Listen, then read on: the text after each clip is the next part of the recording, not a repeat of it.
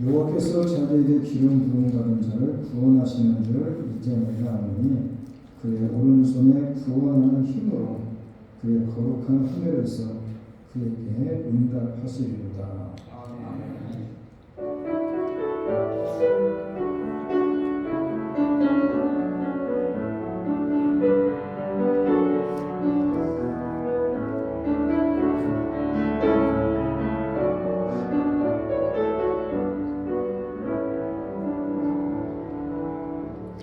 주님께서 구별하여 주시고 자녀 삼아 주시고 또 오늘도 사랑하시는 주님의 귀한 백성들이 함께 모여서 예배하고 찬양합니다. 이 잔을 두를 때 주님을 만나는 마음으로 들어서 기도와 찬양의 자리에 있사오니 주에서 찾아놓은 귀한 심령들의 예배를 기뻐 받아주시고 오늘도 드려진 모든 예배 가운데 주님의 임재가 드러나는 복된 시간이 되게 하여 주옵소서. 예수님의 이름으로 기도드립니다. 성수합니다.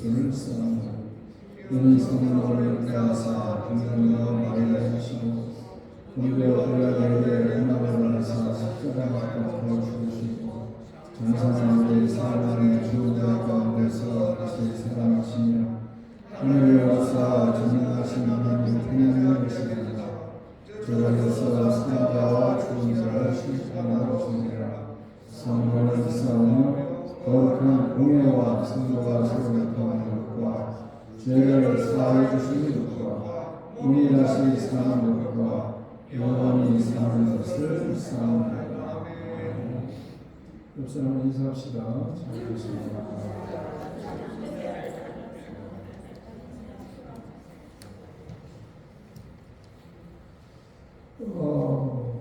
오늘 특별히 여전도회하고 남전도회 총회를 하기로 했는데 남전도회 회장님이 오늘 가실 일이 있어서 다음 주로 연기를 해달라 해서 다음 주에 남전도회 총회였는데 여전도회는 오늘 안 오셨네요, 회장님이. 다음 주로 연기되는 겁니까? 여전도회도? 뭐 회장님이 없으면 총회가 진행이 안 되니까 부득이하게 다음 주로 연기를 하도록 하겠습니다. 이제 연말이 다가오고 있는데 우리가 한 해를 마감하면서 이 결산과 예산을 준비합니다. 2023년도 결산을 준비하고 2024년도 예산을 준비하는데 예산위원회가 모입니다. 하원장님이 재정부장이신 하원장님이 위원장을 하시고 장관들이 당의원들이 위원들을 해서 해마다 그렇게 했습니다. 그리고 1년 동안 여러분들이 드린 헌금이 어떻게 잘 쓰여졌는지 재정감사가 있습니다. 재정감사는 재정부와 선교부 교회에 돈이 지출된 부서는 감사를 받습니다. 감수위원장은 장례회장님이 하시고 그리고 이 결산을 첫 주가 지나서 은행 스테이트먼이 오기 때문에 은행 스테이트먼에 근거해서 결산을 하는 겁니다. 재정부가 좀 바빠지겠지만은 은행 스테이트먼이 오고 재정감사가 결산이 마무리되고 재정감사 마무리되고 결산이 마무리되고 하는 시기가 아무리 예산을 미리 짠다 하더라도 12월 둘째 주가 되는 겁니다.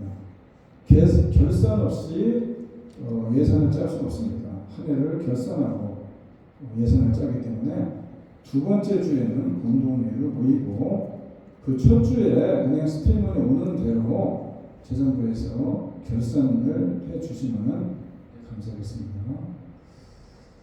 추리를 어제 지난주에 했는데 원래 계획적으로 보면은 땡스기빙 주간이 지나고 나면은 바로 대강절이 시작이 됩니다. 그런데 이번에는 공교롭게도 크리스마스 날이 월요일이 되다 보니까 원래 크리스마스 전에 4주가 대강절인데 5주가 되어버렸습니다. 그래서 크리스마스 추리는 있지만은 대강절은 다음 주부터 시작이 됩니다.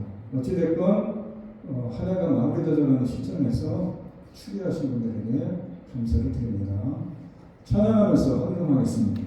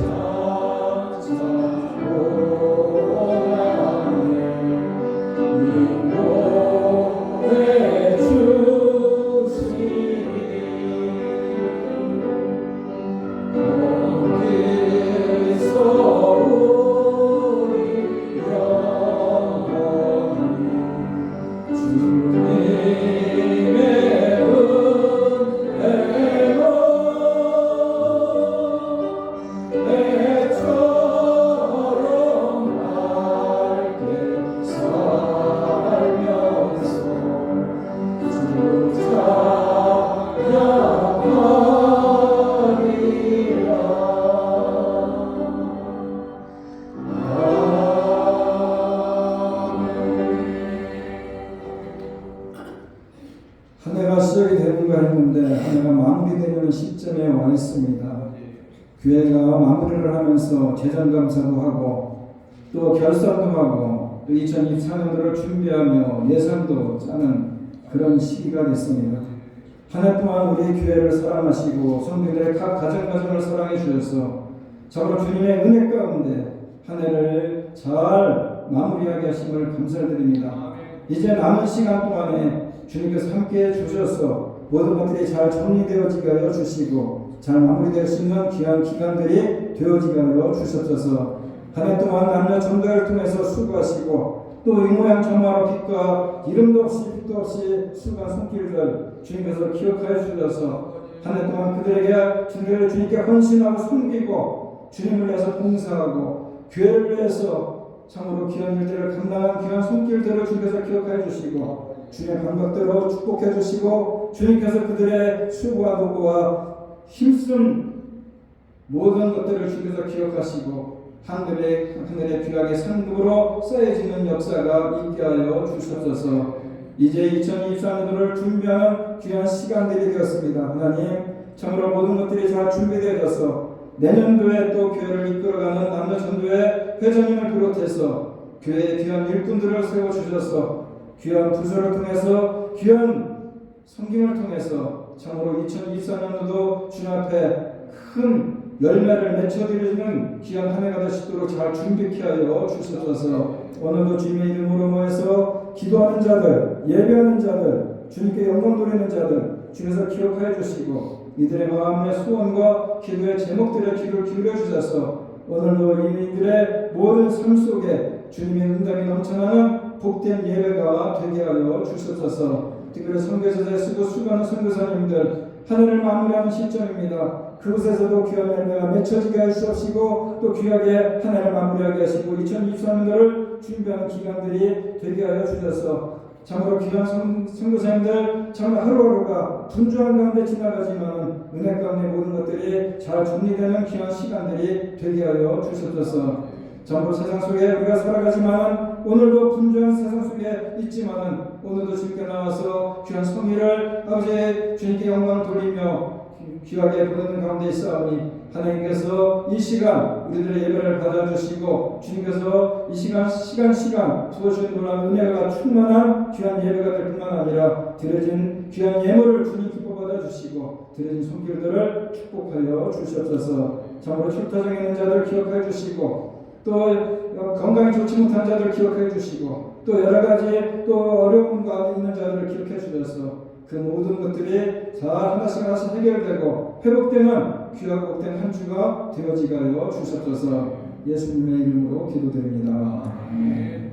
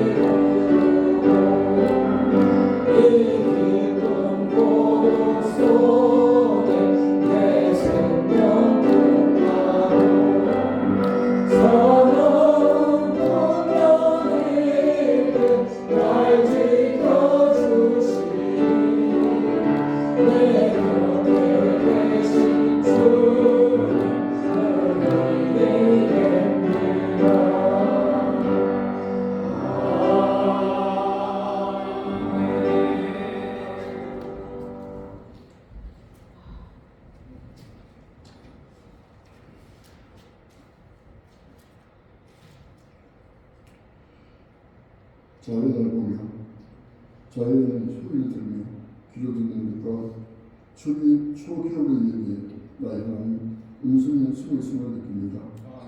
2023년도 올 한해도 1년의 마지막 계절 겨울에 들어서는 여호와 하나님의 사랑을 받은 주의 자녀들이 거룩한 주의 날을 맞이하여 예배의 주소에 모여 기쁨과 찬양으로 경배드리게 하여 주시며 감사를 드립니다. 지난 한 주간도 격동하고 있는 이 시대에 살고 있는 저희들이지만 고센 지역에서 안락한 생활을 하였던 야곱의 가족들과 같이 주님의 보호와 인도하심으로 모든 악과 위험으로부터 보호하여 주시어 감사를 드립니다. 세상은 악하여 세상의 흐름 속에 따라 산다면 세월을 호소하여 그 많은 시간 속에서 죄로 물릴 수밖에 없음을 저희들은 잘 알고 있습니다. 오늘은 무엇을 입을까? 내일은 무엇을 먹을까? 연매와 걱정, 육체의 정욕, 안목의 정욕, 이생의 자랑에 휘말려 바람이 나는 배와 같은 우리들의 인생일까 너무 두렵습니다. 선생의 말씀처럼 세월을 아끼고 주님의 뜻이 무엇인지를 잘 분별하여 하나님이 자신 때 진리의 뿌리를 메고 은혜의 부자를 향해 담대히 나아가므로 세상과 구별된 삶을 살아가도록 성령님 인도하여 주시옵소서. 저희들은 위의 것을 잘 보지 못하고 아래의 것에만 많은 관심을 가진 어리석은 존재입니다. 저희들의 영의 눈이 뜨게 하여 주시어 주님의 고귀한 뜻이 잘 보이게 하여 주시고 하늘의 보화를 품을 수 있도록 성령님 인도하여 주시옵소서. 예수님이 공생의 기간 중 하늘의 뜻을 이 땅에서 이루어 주신 것 같이 저희들도 주님을 따라 하나님의 선하시고 기뻐하시는 그 길을 따라 갈 수 있기를 간절히 원합니다. 이 시대는 많은 풍요속이 있지만 빈곤과 외로움을 여전하며 각 분야에서의 정체성을 보호합니다. 생명의 성령의 법이 저희들을 사망의 법에서 구원하여 주시고 오직 진리를 통하여 자유함을 주시옵소서. 전쟁의 참화에서 벌어지는 지역에 평화와 질서를 주시옵고 자연재해와 기아질병으로 침몰하는 곳에 시루와 회복을 주시옵소서. 세계 각지에 나아가는 선교사님들에게 저희들의 간절한 기도의 힘을 보탤 수 있고 약간의 불안감을 가진 물질의 지원도 함께하여 선교사님들의 생활과 지역 복음화에 조금의 보탬이 될 수 있도록 성령님 인도하여 주시옵소서.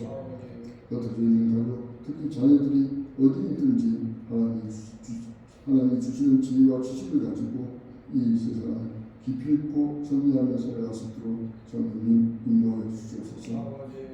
이제 한 달여 남은 2023년도 입으로만 부르짖는 신앙이 되지 말고 믿음으로 행동하며 사랑으로 실천하여 올 한해도 잘 마무리할 수 있는 사랑의 교우님들 되게 인도하여 주시옵소서.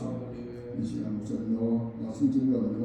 단순히 하나님 말씀을 읽고 쓰신 목사님 성령 충만케 하여 주시고 전해주시는 진리의 말씀을 통하여 우리 빈곤과 외로움에 성령 충만과 풍요로움으로 가르쳐 주시고 나약한 정체성에 강력한 말씀의 빛이 되죠. 값진 구원의 틀로 서는 믿음의 전사가 되는 은혜의 시간을 주시옵소서. 오늘 되시는 예배 하나님 홀로 영광받아 주시옵고 거룩하신 예수님 이름으로 기도드립니다.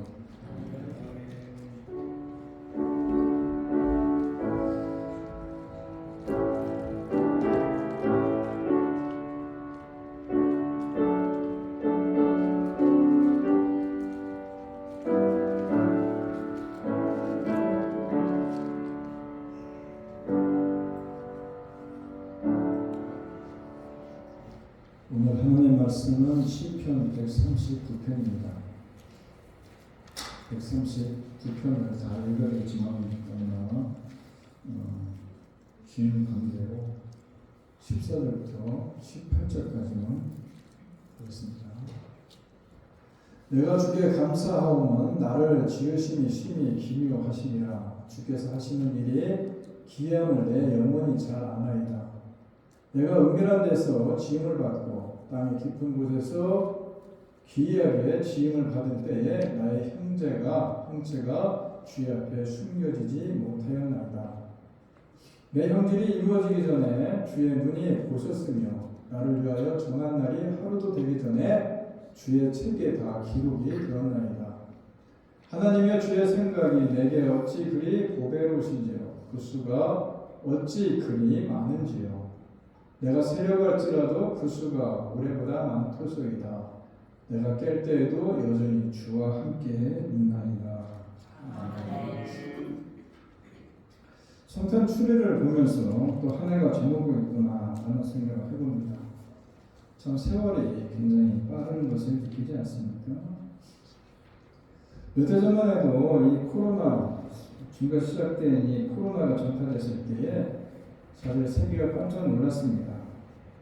충격 아닙니까? 그냥 경험하지 못했던 그런 일들이 일어나다 보니까 모두가 당황하고 지금은 엔데믹입니다. 코로나가 다 끝났다고 생각합니다. 언제 코로나가 있었느냐 할 정도로 까맣게 잊고 있는데 여러분 그래도 하루에 확진자가 한 10,000명씩 나온다고요.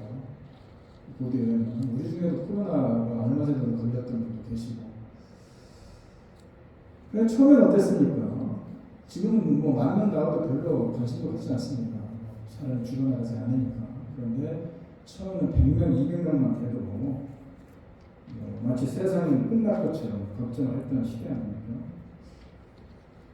제가 이 말씀을 드리냐면은 이 팬데믹이 끝나면서 많은 사람들이 교회를 떠났습니다. 팬데믹이 끝나면서 전 교회가 어떻게 보면 세상 속에 미국 교회보다 한국의 이렇게 매스컴을 통해서 보면 너무나 많은 치명타를 받습니다. 이 교회들이. 교회 아시다시피 코로나 때 10명 미만에 모이기로 하고 큰 대형 교회들이 왜 그러느냐? 전염되는 본상이 교회로 뉴스에서 보도만 하고 특별히 신천지를 중심으로 해가지고 굉장히 어려움을 겪지 않습니까? 팬데믹이 끝나니까 또 이제 JMS라든지 이단이 또 굉장히 사회들로 인해서 교회가 이미지가 많이 훼손됩니다. 그래서 일부 크리스천들은 교회 다니는 걸 속이기도 하고 또 나는 예수 믿는 사람이다 라고 하는 이 영적인 자긍심도 없어지고 심지어는 긍지는 고사하고 정체성마저 흔들려버리는 내가 예수를 믿는 사람인지 아닌지 이것도 헷갈려버리는 그런 시대가 좀 돼버리지 않습니까?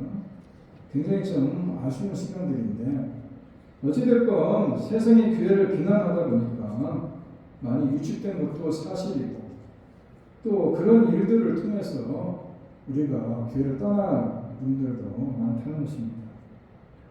근데 어떻게 보면은 옛날이나 지금이나 그런 경험은 교회에 흔히 있었던 일들입니다. 초대교회는 박해를 비롯해서 많은 어려움이 있었지만은 사도행전 24장 5절에 보게 되면은 우리가 보니 이 사람은 전염병 같은 자라 천하에 흩어진 유대인들을 다 소유하게 하는 자이고 나사렛 이단의 모든 말이다. 누구 얘기하는 겁니까? 사도 바울 얘기하는 겁니다. 사도 바울이 전염병이라 이렇게 부르지 않습니까? 여러분 바울이 전염병처럼 많은 사람들에게 바이러스처럼 그렇게 해를 끼쳤습니까? 아니라는 것입니다. 수많은 병자를 고치고 가난한 자들을 도왔고 생명을 구원했고 하나님 나라의 복음을 전하지 않았습니까? 하지만 세상은 바울을 전염병이라고 부르고 있는 것입니다. 세상은 온갖 거짓말과 여러 가지 속임수로 교회를 폄하하고 또 성도들로 하여금 교회를 떠나가게 만들지 않습니까? 그래서 교회 다니는 사람들 중에도 자기만이 정의롭다고 생각해서 그런지 교회를 욕하는 사람도 있고 교회에 소망이 없는 것처럼 말하는 사람도 있는데 어떻게 보면 참 슬픈 일이 아닐 수 없습니다. 제가 이번에 교단 모임에 좀 다니다 보니까 다른 교회에 사연도 좀 듣고 또 이민교회 돌아가는 정황을 들어봤는데 지금 교회가 많은 분들이 정체성에 대해서 흔들리고 있습니다. 그래서 교회가 지금 교인도 많이 줄기도 하고 그런 모든 일들이 왜 그러느냐 사단의 속임수에 넘어가고 있다는 겁니다. 물론 교회가 거룩함을 잃어버리고 타락해서 욕먹는 것이라면 우리가 각성을 하고 해결해야 되겠지만은 여러분 아무리 교회가 교회다워도 세상은 절대로 교회에 대해서 호의적이지 않다는 겁니다. 교회가 빛과 소금의 역할을 감당해야 된다는 말은 하지만은 그게 감당한다고 해서 교회를 칭찬하지도 않습니다. 아까 좀 전에 말씀드린 대로 바울도 폐를 끼치지 않고 그 많은 복음을 전파했지만은 그에게 전염병이라고 얘기하는 것처럼 교회에 대한 세상의 평가가 우리들에게 어떻든 간에 그것이 중요한 것이 아니라 거기에 우리가 민감할 필요가 없다는 겁니다. 우리가 영적 자긍심을 회복해야 되는 것이고 영적인 긍지를 회복해야 되는 것이고 그래서 우리는 누군가, 성도는 누군가 우리의 정체성이 분명해야 되는 것이고 그래야 영적인 자신감을 회복할 수 있는 겁니다. 정체성을 우리는 어떻게 확인해야 되느냐? 세상의 비난과 세상의 속에 들리는 소리가 아니라 하나님의 말씀 안에서 우리는 그것을 찾아야 되는 것입니다. 그래서 저와 여러분 모두 성도님들은 어떤 존재인가? 에베소서 2장 10절에 보게 되면은 우리는 그의 만드신 바라 그리스도 예수 안에서 선한 일을 위하여 지으심을 받은 자니 이 일은 하나님이 전에 예비하사 우리로 그 가운데서 행하게 하려 하십니다. 라는 것처럼 하나님이 우리를 만드셨다는 것이고 이 만드셨다는 것은 어떻게 보면 우리들을 작품을 만들어냈다 이런 얘기입니다. 그래서 여기서 나오는 단어는 핸디메이크를 얘기하는 겁니다. 하나님이 만드신 마스터피스, 걸작품, 명품이라는 겁니다. 직접 손으로 만드신 핸드메이크라는 겁니다.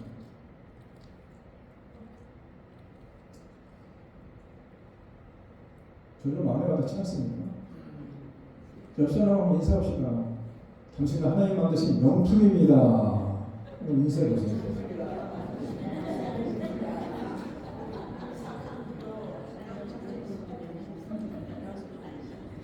교회에 나오는 명품인 것 같기도 하는데 세상에 나가면 짝퉁인 것 같아요.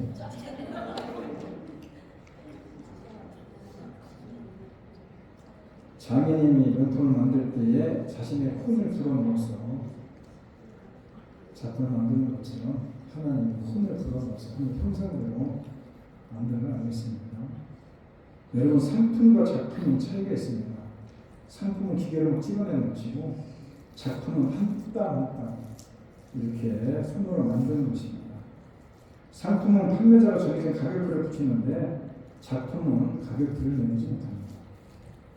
오늘 시편 139편 말씀하지 않습니까? 본문에 주께서 내 내장을 지으시며 나의 모태에서 나를 만드셨나이다. 내가 주께 감사하며 나를 지으신 신이 기묘하십니다. 주께서 하신 일이 기이함을 내 영혼이 사랑합니다. 어머니가 자신을 낳았지만은 어머니 태중에 있을 때부터 만드신 분이 하나님입니다. 하나님의 분명하고 놀라운 계획이 있어 우리가 이 땅에 태어났고 지금 살고 있다는 것을 알고 있으면 합니다. 그리고 그 하나님께서 항상 함께 하신다는 겁니다. 이 사실을 깨달아지는 순간에 두려움이 사라지는 겁니다. 자신의 처지가 너무나 힘들지만은 자신을 보는 하나님의 눈이 사랑의 눈임을 확신하는 겁니다. 그래서 하나님의 사랑은 육신의 어머니보다 더 큰 사랑이고 자신을 섬세하게 돌보고 계신다는 겁니다. 그래서 다윗이 고백합니다. 17절에 하나님 주님의 생각이 어찌 그리도 심오합니까? 그 수가 어찌 그렇게도 많습니까? 내가 세려고 해도 다 모래보다 더 많기 때문에 우리가 셀 수가 없을 정도입니다. 이 은혜는 우리 모두가 다 받은 은혜라는 것입니다. 여러분, 세상에서 가장 어려운 산수, 가장 어려운 수학이 뭐냐 그랬더니 하나님의 은혜를, 하나님의 감사를 이렇게 세워보는 것이 가장 어려운 수학이다. 무슨 얘기입니까? 하나님의 은혜는 셀 수 없을 정도로 우리가 이렇게 자신을 돌아보고 자신의 삶을 이렇게 돌아보면 그렇게 엄청나게 셀 수 없는 은혜가 있는데 그것을 다 잊어버리고 산다. 믿지 못하는 이들이 있지 않습니까? 이스라엘 백성들이 바벨론의 포로로 끌려가서 하나님이 우리를 버리셨다고 탄식합니다. 이사야 선지자가 얘기합니다. 이사야 49장 14절에 시온이 말하기를 주님께서 나를 버리셨고 주님께서 나를 잊으셨다 하는구나. 어머니가 어찌 제 젖먹이를 잊겠으며 제 태에서 낳은 아들을 어찌 긍휼히 여기지 않겠느냐. 비록 어머니가 자식을 잊는다 해도 나는 너를 절대로 잊지 않겠다. 보아라 예루살렘아 내가 내 이름을 내 손바닥에 새겼고 내 성벽을 늘 지켜보겠다. 왜 우리와 늘 함께 하시느냐? 도대체 내가 누구라고 나 같은 사람들을 이렇게 함께 하시느냐? 라고 생각할지 모르겠지만 하나님이 직접 말씀하신 거 아닙니까? 내가 너를 만들었다. 내가 너를 낳았다. 그래서 내가 너를 포기할 수 없다. 하나님이 나를 창조하신 것을 어떻게 믿을 수 있느냐? 부모님 여러분 낳는 거 봤습니까? 못 봤지만은 그 부모가 여러분들을 이렇게 키우고 먹이고 하는 거 보면서 부모가 살아계신 것이 부모가 나를 낳았구나, 부모가 나의 어머니구나 라는 것을 아는 것처럼 하나님도 그렇다는 겁니다. 주님은 왜 우리 안에 거하시느냐? 하늘에서 나를 만드셨다는 증거다. 여러분 중에 그게 이렇게 삶이 좌절하고 희망이 보이지 않는다고 생각할지 몰라도 하나님 나를 만드셨기 때문에 나를 대신해서 죽으셨고 지금 내 안에 거하시고 세달 끝날까지 나와 동행하신다라고 말씀하셨으면 그대로 믿으면 되는 겁니다. 하나님은 나를 잊을 수도 포기할 수도 없다 이런 얘기입니다. 어떤 분이 교회를 다니는데 하나님을 늘 무서운 하나님이라고 생각을 합니다. 그래서 어느 집회 가서 부흥사가 설교 중에 예수께서 여러분 안에 계십니다. 그랬더니 흠쩍 놀랍니다. 그 무서운 분이 내 안에 계시면 어떻게 합니까? 나를 이렇게 올가매면 되겠는가? 나 일거수 이투족을 주장한다고 하는데 나는 좀 자유롭게 살고 싶은데 그러면 되겠는가? 이런 생각이 좀 들었습니다. 그런데 또 한편으로 가만히 생각을 해보니까 예수님 정말 내 안에 계실까? 그러면 내가 하는 모든 것들을 다 아시고 계시는가? 그런 생각이 들길래 그런 하나님에 대해서 한번 생각을 해보면서 기도 시간에 마음으로 묵상을 하며 기도를 했다는 겁니다. 그랬더니 그날 주님이 그를 만나 주셔서 그날 예수님 없이 살았던 삶이 얼마나 좀 참혹했는지를 깨닫게 되고 예수님 없는 삶이 자유라고 생각했는데 아니라는 것을 깨달았고 예수님 언제나 저와 함께 계셨구나. 그래서 예수님을 동행하기로 하고 그리고 예수님을 아주 열심히 믿다 보니까 전도사가 됐다. 이렇게 고백하는 걸 들어봤습니다. 나를 어려운 길로 내몰고 힘들게 하는 두려운 하나님이 아니라 수없이 들었지만은 알지 못했던 그 사랑의 하나님을 만나게 되었다라는 얘기입니다. 우리가 그저 예수를 믿는다고 말은 하지만은 예수님이 나와 함께 하시고 나를 사랑하시는 주님으로 생각하기보다는 나의 일거수일투족을 이렇게 살펴보면서 그리고 내가 필요로 뭐가 있느냐가 공급해 주는 분이 아니라 내가 뭐 못된 짓 하지 않는가 어떻게 하면 죄를 좀 지면 어떻게 하면 벌을 줄까 이렇게 살피는 하나님을 생각하면 힘들다는 겁니다. 그래서 하나님의 사랑을 느낄 수 있어야 되는데 항상 함께 하시는 하나님은 두려움이 아니라 감사라고 생각이 들어야 된다 이런 얘기예요. 나를 사랑하신다는 증거가 있기 때문 아니겠습니까? 그런데 하나님이 나를 사랑하신다고 늘 함께 한다고 하면서 왜 내 삶이 그냥 이 꼴입니까? 참 되는 일도 없고 그래서 이렇게 질문하는 분이 있을지 모르겠지만은 그분은 주님을 따라 살지 않고 주님이 나를 따라다니게 하며 살았기 때문에 그렇게 되는 것입니다. 세상이 좁고 세상이 부럽고 마음에 세상을 가득한 것이 하나님의 마음을 아프게 하는 거 아니겠습니까? 오늘 여러분 모두에게 하나님의 사랑에 대한 뜨거운 확신이 임해야 된다는 겁니다. 우리 중고등학교 다닐 때 이 교실 뒤에 보면 급툰이라고 해서 나왔어요. 급툰. 급툰 해가지고 학급에서 교훈하듯이 급툰, 정직, 성실, 급툰, 최선을 다하라. 이런 급툰을 이렇게 매달았는데 어떤 고3 교실에 가니까는 급툰에 이렇게 써놨더래요. 한국에서 엄마가 보고 있다. 그러니까 학교에서나 학원에서나 엄마가 내가 보고 있으니까 공부를 소홀히하지 말고 공부 열심히 해라. 뭐 그런 뜻으로 했는지 모르지만 급툰이 엄마가 보고 있다. 그렇게 써놨더라고요. 여러분 예수 믿는 사람은 하나님이 보고 있습니다. 여러분 가온을 그렇게 정하십시오. 급툰은 쓸 수 없지만 가온은 하나님이 보고 있다. 아주 큰 액자에 써가지고 오늘 139편 그 얘기 아닙니까? 하나님께서 자신을 샅샅이 살펴보신다고 다시 고백하는 겁니다. 1절에 주님께서 나를 샅샅이 살펴보셨으니 나를 환히 알고 있다는 겁니다. 하나님께서 이처럼 자신을 샅샅이 살피시고 환히 알고 있다는 것이 얼마나 두려운 일입니까? 다시 하나님께서 우리의 생각까지도 다 알고 계시다고 얘기합니다. 2절에 내가 앉아있거나 서있거나 주님께서 다 아십니다. 멀리서도 내 생각을 다 알고 계십니다. 4절에 내 혀를 돌려 아무 말 하지 않아도 주께서 내가 하는 말까지 이미 다 알고 계십니다. 이런 하나님 앞에서 어느 누가 당당할 수 있겠습니까? 다윗도 처음에는 모든 것을 아시는 하나님부터 도망가려고 합니다. 선악과를 따먹은 아담처럼 숨으려고 합니다. 그럴 때 7절에 뭐라고 합니까? 내가 주님의 영을 피하여 어디로 가며 주님의 얼굴을 피하여 어디로 도망하겠습니까? 11절에 내가 말하기를 어둠이 와랑 나에게 달려들어서 나를 비추는 빛이 밤처럼 되어라.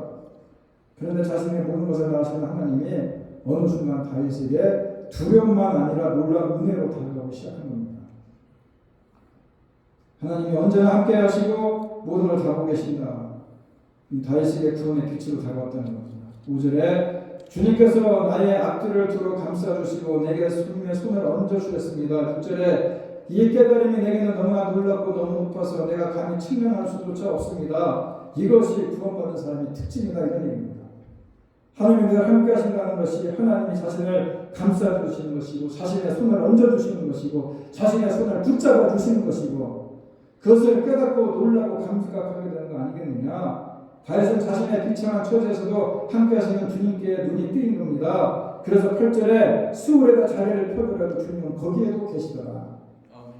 스울이 뭡니까? 무덤이나 죽음의 상태를 나타내는 당시 사람들이 생각할 수 있는 가장 낮은 장소를 얘기했는데 모든 사람으로부터 버림받고 죽은 사람처럼 되었다는들 주님이 거기에도 함께 계시다면 무엇이 문제가 되겠느냐.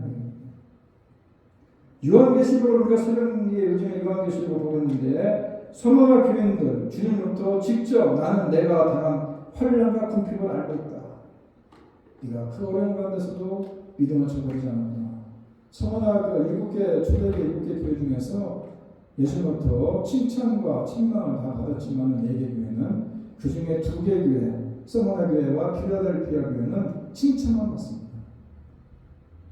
그래서 서머나 교회 성도들이 정말 내가 당한 혼란이나 궁핍을 내가 알고 있다. 주님이 말씀하신 게 얼마나 마음이 감격했겠습니까? 자신들과 함께 하시면서 자신을 겪는 혼란을 다 아신다면 무엇이 힘들고 두렵겠습니까? 그런데 사대교회, 7개 교회 중에서 1개 교회인 사대교회는 칭찬을 안 하고 책망만 받습니다. 너는 살았다는 이름을 가졌으나 식사는 죽었다. 요한계시록에 나오는 7교회 중에 이런 책망을 들은 교회는 없습니다. 그런데 이렇게 말씀하시면 주님의 마음이 진동이 아니라 안타까움과 눈물임을 깨달아야 되는 것입니다. 사대교회가 죽은 교회, 완전히 죽은 교회 같으면 편지를 쓰기는 하겠습니까? 시체를 보는 것은 끔찍한 일이지만 막 죽어가는 사람을 보면은 달려가서 인공호흡해서 살리려고 애쓰지 않습니까? 이것이 사대교회고 이것이 주님의 심정입니다. 무서운 책망을 받았지만 그 자체가 은혜 아닙니까? 예수님을 믿고 받은 가장 큰 복이 주님이 우리 안에 거하시는 것이고 주님이 마지막 약속에 세상 끝날까지 너희와 함께하겠다 이 말씀 아닙니까? 그래서 하나님께서 우리와 언제 어디서든 함께하시고 우리의 모든 것을 아신다는 것이 두려움이 아니라 감사해야 된다는 겁니다. 책망이라도 주님 말씀하여 주옵소서. 내가 왜 이런 어려움을 겪고 있습니까? 왜 나에게 힘든 일이 있습니까? 하나님 내가 주님이 나에게 하시고자 하는 말씀이 무엇입니까? 갈급한 사람들은 그렇게 기도하는 거예요. 하나님께서는 우리 이렇게 노려보고 계시는 것이 아니라 째려보고 계시는 것이 아니라 우리를 붙잡고 계시고 우리를 살피시고 계시고 우리를 어떻게 하면 인도하실까? 그래서 이렇게 쳐다보는 거예요. 10절에 보게 되면 거기에서도 주님의 손이 나를 인도하여 주시고 주님의 오른손이 나를 힘있게 붙들어 주십니다. 이 순간 다윗의 눈은 더욱 열리지 않습니까? 하나님께서 자신을 창조하셨음을 아는 것입니다. 그래서 14절에 내가 주께 감사함은 나를 지으심이 심히 기묘하시니라. 주께서 하시는 일이 기이함을 내 영혼이 잘 아나이다. 하나님께서 기가 막히게 나를 만들어 놓으셨다는 걸 깨닫는 겁니다. 그래서 그리고 명품이라는 겁니다. 하나님 만드신 거였다. 근데 처음부터 명품은 아니에요. 아담이 타락하고 죄를 말하면서 부패한 존재가 되지 않습니까? 에베소서 2장 요즘에 우리가 수요일 때 에베소를 보고 있는데 에베소서 2장 1절부터 보면은 너희의 허물과 죄로 죽었던 너희를 살리셨도다. 그때 너희가 그 가운데서 행하여 이 세상 풍습을 쫓고 공중의 권세자는 자를 따랐으니 곧 지금 불순종의 아들들 가운데서 역사하는 영이다. 전에는 우리도 다 그 가운데서 그 우리 육체의 욕심을 따라 지내며 육체와 마음이 원하는 것을 하여 다른 이들과 같이 본질상 진노의 자녀였다. 어떤 존재였느냐? 아담이 타락한 이후에 불편한 존재는 어떤 존재냐? 허물과 죄로 죽었던 존재였고, 그리고 세상 풍속을 쫓는 사람들이었고, 본질상 진노의 자녀들이었다. 이런 얘기입니다. 쉽게 말하면 무슨 얘기입니까? 쓸모없는 존재였다. 이런 얘기 아니겠어요? 그런데 그런 쓸모없는 존재가 예수 그리스도 안에서 걸작품이 되었다. 이런 얘기입니다. 우리가 하나님 손에 붙들리면 쓸모없는 인생도 엄청난 걸작품이 되는 거 아니겠습니까? 어떤 분이 교회는 리포밍숍 같은 곳이다 이렇게 얘기하는 거 들어봤어요. 쉽게 얘기하면 교회는 고물상이다 이런 얘기예요. 하나님의 사랑 때문에 하나님의 은혜로 우리가 명품 인생이 된다는 겁니다. 아무리 못났고 부족하고 연약해도 하나님의 손에 붙들리기만 하면은 그리스도 안에서 기가 막힌 명품이 된다 이런 얘기예요. 하나님께서 우리를 결작품으로 만드신 이유가 있습니다. 하나님은 목적 없이 일하시는 분은 아니지 않습니까? 분명한 목적을 가지고 우리를 만드셨는데 우리는 그것을 사명이라고 하지 않습니까? 선한 일을 위하여 지으심을 받은 자다. 선한 일이 뭐라고 했습니까? 하나님의 뜻대로 사는 일이 선한 일인 것입니다. 세상의 교육은 출세해서 잘 먹고 잘 사는 것이지만은 아무리 좋은 말을 포장한다 해도 결국 세상의 목적은 뭐냐? 잘 먹고 잘 사는 겁니다. 그런데 성도는 다르다는 겁니다. 인생의 목적이 잘 먹고 잘 사는 것이 아니라 하나님께서 우리를 창조하시고 구원하신 이유는 선한 일을 하라고 그렇게 하셨다 이겁니다. 구체적으로 선한 일이 뭐냐? 디모데전서 6장 18절을 보게 되면 선한 일을 행하고 선한 사업에 부하고 나눠주기를 좋아하고 동정하는 자가 되라. 뭡니까? 나눠주고 베풀어줘라. 물질을 나누고 은사를 나누고 복음을 나눠주라 이런 얘기 아니겠어요? 디도서 2장 14절에도 나옵니다. 그가 우리를 대신하여 자신을 주심은 모든 불법에서 우리를 구속하시고 우리를 깨끗하게 하사 선한 일에 열심하는 친백성이 되게 합니다. 예수님이 우리를 위해서 십자가에 못 박혀 죽으시고 자신의 생명을 주신 이유가 뭐냐? 선한 일을 하는 친백성이 되라 이런 얘기입니다. 대충 하라는 것이 아니라 열심히 하라는 겁니다. 오늘을 보게 되면 이 원어를 영어로 어떻게 보내냐면 크레이지라고 하겠습니다. 미친 듯이 열심히 하거든요. 하나님께서 모든 성도에게 각자의 사명을 주지 않습니까? 우리는 그의 만드신 바 그리스도 예수 안에서 선한 일에 지으심을 받은 자니 이는 하나님이 전에 예비하사 우리를 그 가운데서 행하게 하려 하십니다. 하나님이 전에 예비했다. 미리 준비했다. 이 다섯 글자는 뭐라고 하는 줄 아십니까? 여호와 이레라고 합니다. 여호와 이레, 놀라운 은혜. 여러분, 사단은 우리가 성도의 정체성을 깨닫고 살아가는 것을 두려워합니다. 왜냐하면 이런 성도는 세상이 감당할 수 없기 때문에. 히브리서 11장 38절에 나옵니다. 성도는 세상이 감당할 수 없는 그런 자여야 되는데 성도는 세상을 감당할 수 없는 자가 되면 안 된다는 겁니다. 이하고 우리 조사인데 세상이 감당할 수 없는 사람, 대단한 사람입니다. 이런 사람들은 세상의 핍박에 넘어가지 않는 믿음을 가진 사람이고 세상의 유혹에 넘어가지 않는 믿음을 가진 사람인 것이고 하나님을 알아가는 믿음 속에서 하나님을 알기 때문에 세상이 감당하지 못할 정도로 세상에 순목되는 사람이 이런 성도들인데 그는 어떤 사람이냐? 믿음의 정체성을 갖고 있는 사람, 성도의 정체성을 갖고 있는 사람, 내가 누구인지 확실히 아는 사람. 그런 사람은 세상의 유혹에 흔들리지 않고 믿음에 넘어가지 않고 핍박에 넘어가지 않고 하나님이 함께 하신다는 것을 확신하기 때문에 세상이 감당할 수 없는 사람이 될 수 있는데 거꾸로 세상을 감당할 수 없는 사람이라는 건 뭡니까? 우리가 교회를 다닌다고 하면서 세상을 감당할 수 없다는 얘기는 세상의 유혹을 감당할 수 없고 세상의 핍박을 감당할 수 없고 세상이 한 번만 넘어뜨리면 그냥 넘어가는 그런 사람들 그것이 세상을 감당할 수 없는 성도인데 그런 사람들이 성도의 정체성이 없는 사람들을 얘기하는 것입니다. 그래서 세상이 감당할 수 없는 핍박이나 유혹이나 이런 모든 것이라도 획득 없는 사람 이런 사람들이 바로 성도의 정체성을 깨닫고 살아가는 사람들 이런 사람들은 세상도 두려워하게 됩니다. 여러분 그 빠다 사건이라고 했어요. 빠다 사건 들어보셨는지 모르겠어요. 빠다 사건. 여러분들이 먹는 빠다 그런 소리인지 모르겠지만은 한 남성이 백화점에서 평생에 처음이자 마지막으로 생각하고 아내에게 선물로 프라다 명품백을 샀어요. 그래서 집에 와서 아내에게 선물을 줬습니다. 근데 아내가 선물을 뜯어보니까 프라다가 아니라 빠다야. PRADA라는 게 R자를 이 장인이 이 R자를 P자로 그냥 잘못 써버린 거예요. 그래서 프라다가 되는데 빠다가 돼버린 거예요. 어머 그 아내가 가만히 있겠습니까? 난리가 났습니다. 그래도 남자는 큰맘 먹고 평생에 진짜 이건 뭐 나는 가방이 그렇게 비싼 줄 몰랐어요. 가방 하다가 뭐 내 사나이보다 더 많더라고.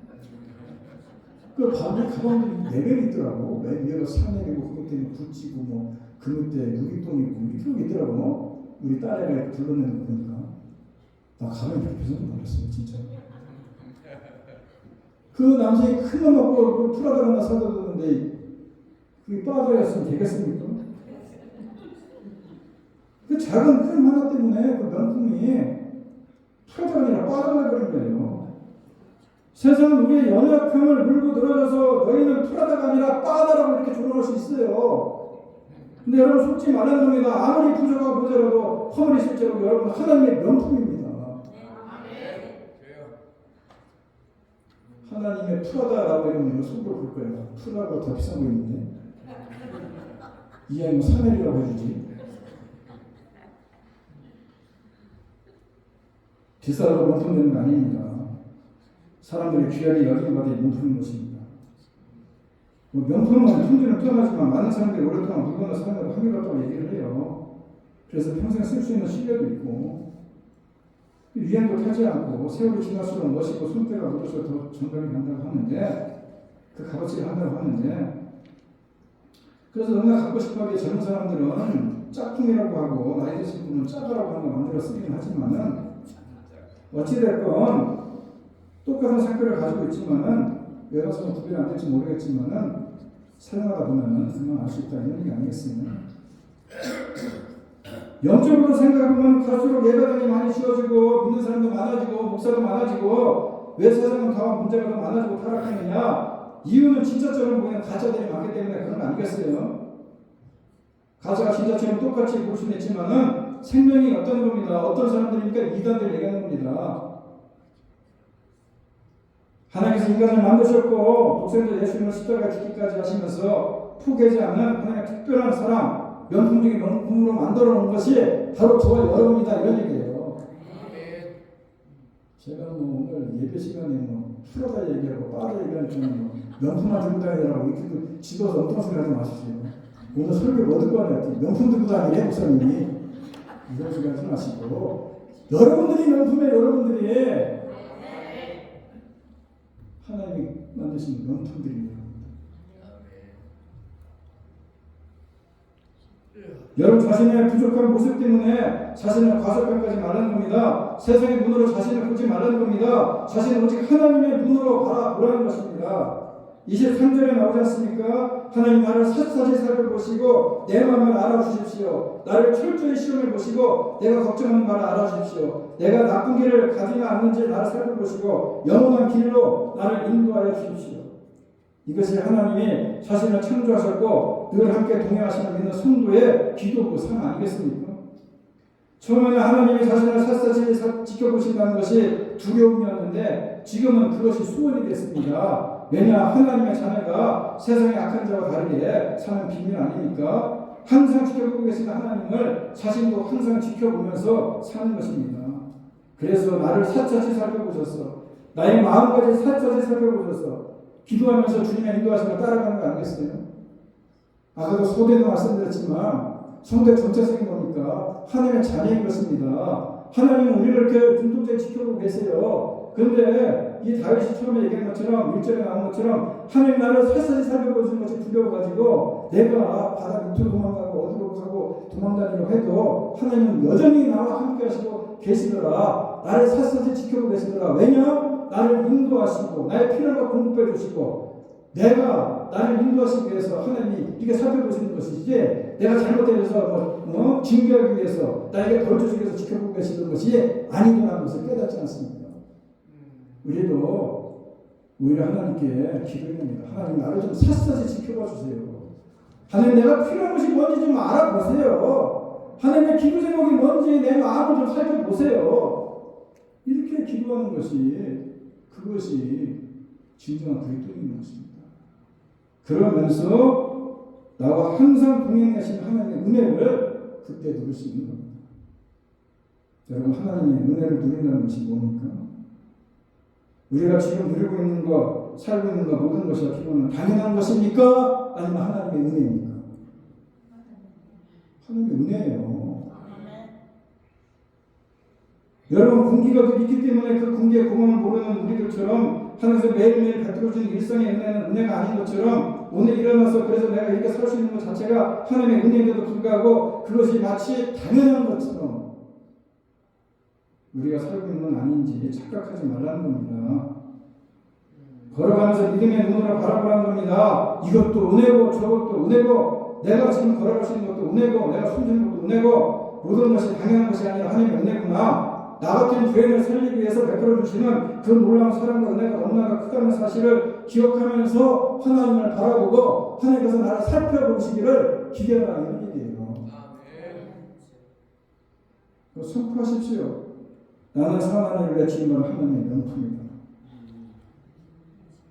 내가 내 자신을 돌아볼 때 짝퉁같이 보일지 모르겠지만은 너무나 부족하지만은 그런 나를 소중히 여기시고 빚어가시고 만들어가시는 그 하나님을 신뢰한다면 여러분들이 바로 하나님의 명품에 나서 깨닫는 것이고 그 명품을 하나님은 거절하듯이 아니하시고 여러분 명품을 들고 다니면 누가 빛이 나는 겁니까? 명품이 빛이 납니까? 들고 다니는 사람이 그 명품 빛나라고 명품 들고 다니니까 명품 들고 다니면서 무시되는 거 아니겠습니까? 마찬가지로 하나님이 여러분을 명품으로 만들어놨으면 여러분들도 하나님이 무시되게 됩니다. 큰일 나십니다.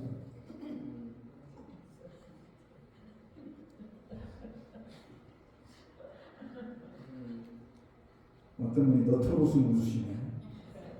근데 우리가 하나님 만드신 명품, 예수님은 십자가에 못 박기까지 우리를 구원하시고 명품을 만들어주신 것은 우리를 선한 일을 위해서 사용하기 위해서 하나님의 목적이 있는 겁니다. 그래서 늘 눈동자 지켜보고 계시고 우리를 살피시고 우리 인도하시는 거 아니겠습니까? 그래서 명품이 들고 가는 사람을 드러내듯이 우리도 명품을 만드신 하나님을 드러내는 살아갈 수 있는 그래서 하나님께 영광 돌리는 삶을 살아갈 수 있는 저 여러분 되기를 간절히 바랍니다. 세상은 예수 믿는 사람을 손가락질하고 조롱할지 몰라도 우리는 하나님의 형상대로 빚어주시고 만들어주시고 완성시켜 가시는 하나님의 작품이고 명품임을 기억합니다. 우리가 늘 마음속에 주님께서 우리들을 살피시고 우리를 인도하시고 이끌어가시고 함께 하신다는 사실을 기억하면서 전부 명품으로서 우리를 만들어가시고 빚어가시는 하나님을 드러내며 살아갈 수 있는 하나님께 영광의 삶을 살아갈 수 있는 주님이 선하신 일들을 우리가 만들어가며 살아갈 수 있는 우리 귀한 성도님들이 다 되어지게 하여 주셔서 예수님의 이름으로 기도드립니다. 다 같이 일어나서 함께 찬양하기 원합니다. 우리가 하나님께서 만드신 명품들입니다. 나를 지으신 이가 하나님이시고 나를 이렇게 불러주셔서 하나님의 목적에 맞게끔 이끌어가시는 분도 하나님이시고 또 나가서 명품으로서 하나님을 드러내라고 우리를 보내신 이가 하나님인 것을 기억하면서 오늘 함께 찬양하기 원합니다.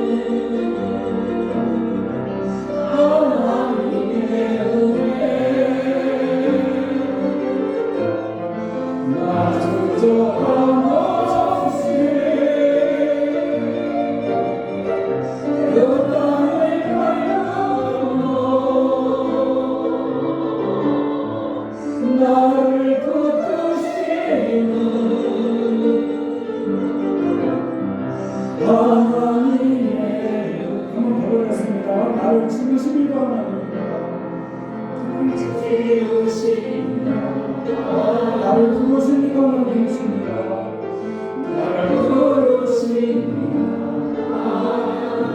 보내시니 바랍니다.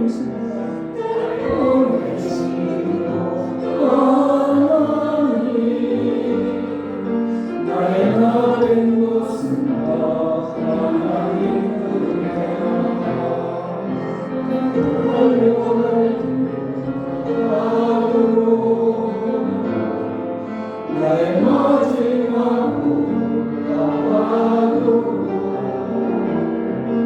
너로 그 십자가 통쾌하시니 나의 나의 것은 다 하나님을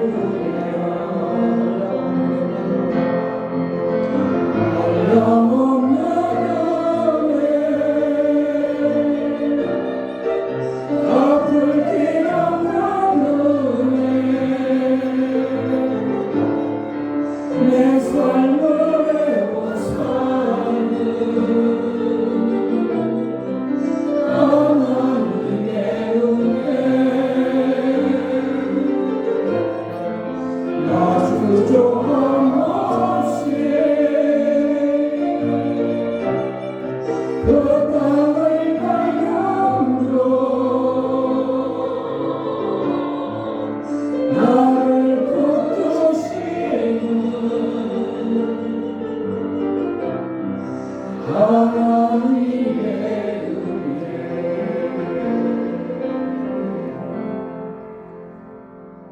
이제는 우리 주 예수 그리스도의 은혜와 하나님 아버지의 극진하신 사랑과 성령님의 교통하심이 지금 나의 모습은 짝퉁같이 보이고 너무 부족하고 그렇지만 그런 나를 소중히 여기시고 빚어주시고 명품으로 만들어 가시는 하나님을 신뢰하며 살아가기로 그분과 함께 동행하며 살아가기로 이 시간 다시 한번 마음에 굳게 다짐하고 이전을 나가는 주님의 귀한 백성들 머리머리 위에와 두꺼운 가정과 일터와 자녀들 위해 이제부터 영원토록 함께 있을지어다. 아멘.